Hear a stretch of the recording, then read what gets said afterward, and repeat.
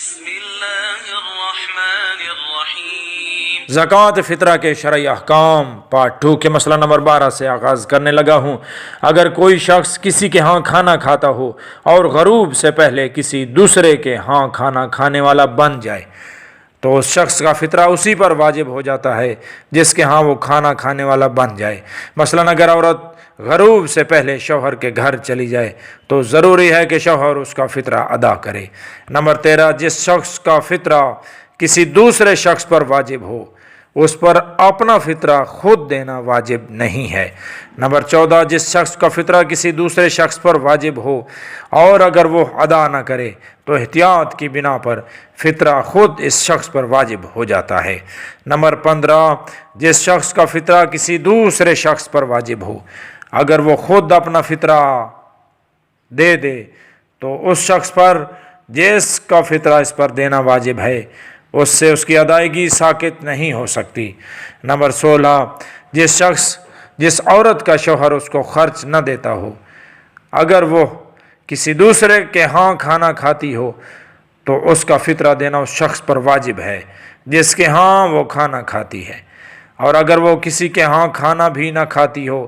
اور فقیر بھی نہ ہو تو ضروری ہے کہ اپنا فطرہ خود ادا کرے۔ نمبر 17، غیر سید کو فطرہ نہیں دے سکتا، حتیٰ کہ اگر سید اس کے ہاں کھانا کھاتا ہو تب بھی اس کا فطرہ وہ کسی دوسرے سید کو نہیں دے سکتا۔ نمبر 18، جو بچہ ماں یا دایا کا دودھ پیتا ہو اس کا فطرہ اس شخص پر واجب ہے جو ماں یا دایا کے اخراجات برداشت کرتا ہو، لیکن اگر ماں یا دایا کا خرچ خود بچے کے مال سے پورا ہو تو بچے کا فطرہ کسی پر واجب نہیں ہے۔ نمبر 19، اگر انسان اپنے اہل و عیال کا خرچ مال حرام سے دیتا ہو لیکن ضروری ہے کہ ان کا فطرہ مال حلال سے ادا کرے۔ نمبر 20، اگر انسان کسی شخص کو اجرت پر رکھے جیسے مستری، بڑھئی یا خدمتگار اور اس کا خرچ اس طرح دے کہ وہ اس کا کھانا کھانے والوں میں شمار ہو تو ضروری ہے کہ اس کا فطرہ بھی ادا کرے، لیکن اگر اسے صرف کام کی مزدوری دے تو اس اجیر کا فطرہ ادا کرنا اس پر واجب نہیں ہے۔ نمبر 21، اگر کوئی شخص عید الفطر کی رات غروب سے پہلے فوت ہو جائے تو اس کا اور اس کے اہل و عیال کا فطرہ اس کے مال سے دینا واجب نہیں، لیکن اگر غروب کے بعد ان کی وفات ہو جائے تو ضروری ہے کہ ان کا فطرہ اور ان کے اہل و عیال کا فطرہ ان کے مال سے دیا جائے۔ وصلی اللہ علی محمد وآلہ الطیبین الطاہرین المعصومین۔ السلام علیکم ورحمۃ اللہ وبرکاتہ۔ زکوٰۃ فطرہ کے شرعی احکام، اور آج ہم بات کریں گے زکوٰۃ فطرہ کے مصرف کے متعلق کہ کن افراد کو زکوٰۃ فطرہ ادا کی جا سکتی ہے۔ نمبر 1، فطرہ احتیاط واجب کی بنا پر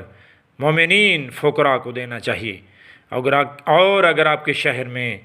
کوئی مومن فقیر موجود نہ ہو تو ایسے ہمارے مسلمان بھائی فقراء جو کہ رسول اللہ صلی اللہ علیہ وآلہ وسلم